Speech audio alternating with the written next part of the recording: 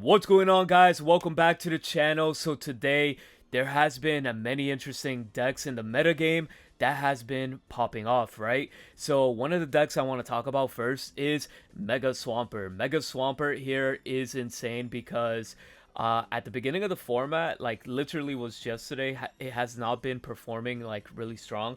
A lot of people have been seeing its attack as a drawback, but I think this player right here was able to crack the code with it, right? Because you're able to utilize Manaphy and Mantike in order to build up Mega Swampert as quick as possible, and definitely have Suicune here to deal with the Oricorio, right? You definitely want something that could take out the Oricorio as fast as possible. 70 damage, you're doing it on the dot, which is great. But the only thing that is annoying with that, if they play that training field, or not the training field, the plains field, they could definitely have 90 HP, and then the Oricorio becomes, a little bit tough to deal with. But at the same time, this deck is really strong. Irida, healing everything up. Mega Swampert is 230 HP. This thing's a tank, and it does 150 damage. Copycat is there for the consistency. Double rare candy because you have to. The Lucky Ice Pop, right? I want to talk about that card. That card has been seeing a lot of play within the last within the last few hours. This card has been consistent. It's like the new Misty Flip. You're healing 20 consistently.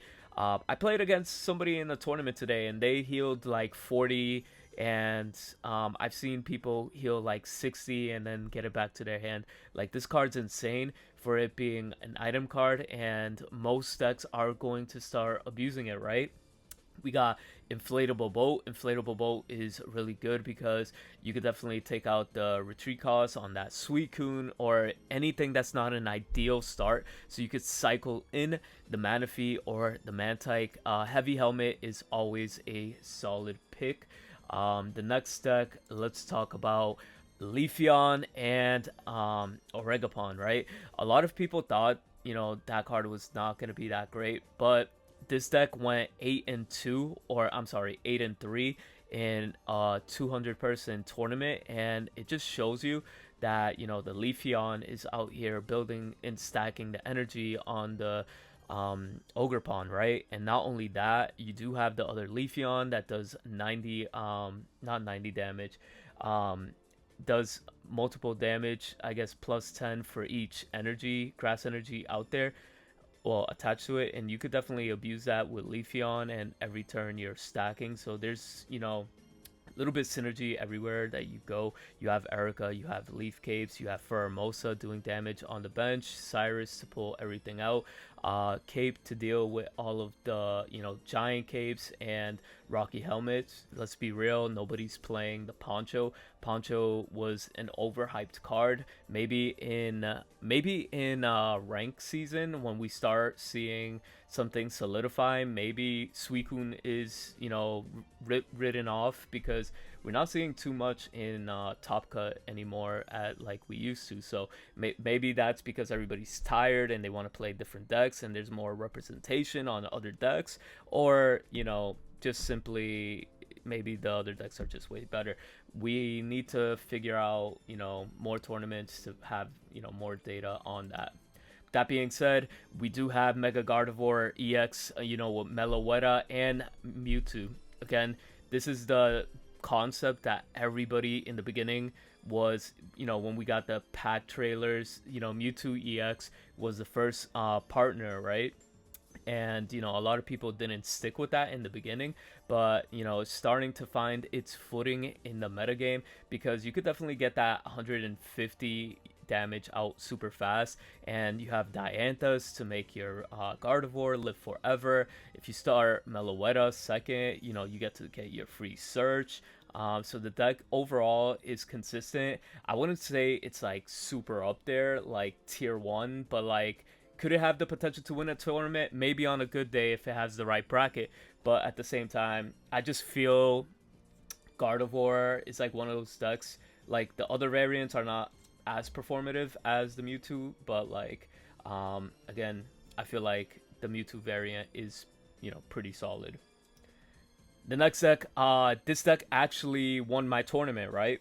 And it won actually top forward the 200-man tournament that was hosted today as well. You got Mega Absol, you got Darkrai, Obstagoon. It just works together. The reason being is it's a very good control deck.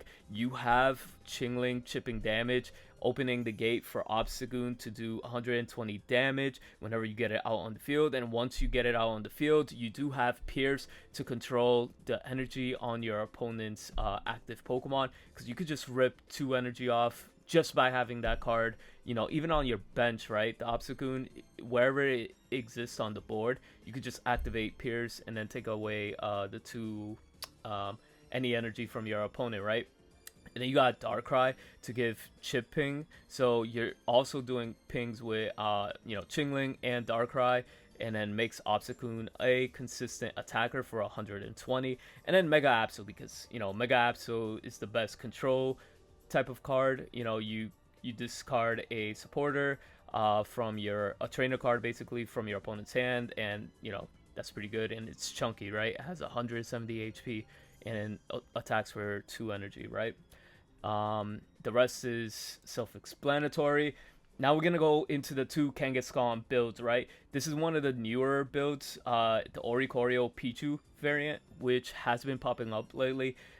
This version right here, just like, it's very safe and it plays into the metagame really well, because you could hide behind Oricorio while building your Mega Kangaskhan, right? It's not as aggro as the other decks, but you could definitely control the tempo of the game to however you want it, and you're playing the starting planes to have that Oricorio at 90 HP. Yes, you help your opponent's HP, but at the same time you have 90 HP on your Oricorio, and it's gonna make it tougher for your opponent to get rid of, right? So that being said, Pichu's there for acceleration. And then you got Researches, Sabrina, Red, Cyrus, Ilima to pick up your Mega Kangaskhan, Copycat, Pokeball. The Lucky Ice Pop, again, like I mentioned, is starting to see a lot of play, and that card's going to be the most annoying card to deal with in general. We have the Rocky Helmets, Giant Cape, and again, the Plains. And then last but not least, the Kangaskhan daycare deck, right? This deck has been popular ever since it came out. There's many concepts, some with Pokeballs and some without Pokeballs. You could just add 2 more babies into the build and it just works amazing overall. But I do like this version specific. I don't know. I feel like it could definitely be fine-tuned here, because I don't know, because I do not see the need of playing 2 Tyrogue like in the old school days, because we're not in a format where we're seeing a massive amount of Oricorio like when daycare was relevant, right? When daycare was first released, the format was flooded with Oricorios, so Tyrogue at 2 was really good. I think having Rocky Helmet at 2 might be good. Giovanni with Kangaskhan is kind of broken, so you definitely want to abuse Geo. Red is also good for the same reason as Geo, but Geo could get over the non-EX Pokemon, because there's definitely a lot of non-EX Pokemon out there in the metagame. And same reasons why Ilima's good, Sabrina's good, Cyrus, and Maze to fix the consistency and try to find a baby or a Darkrai. But that's gonna do it for this video. Like, comment, subscribe, and we'll see you next time. Boom.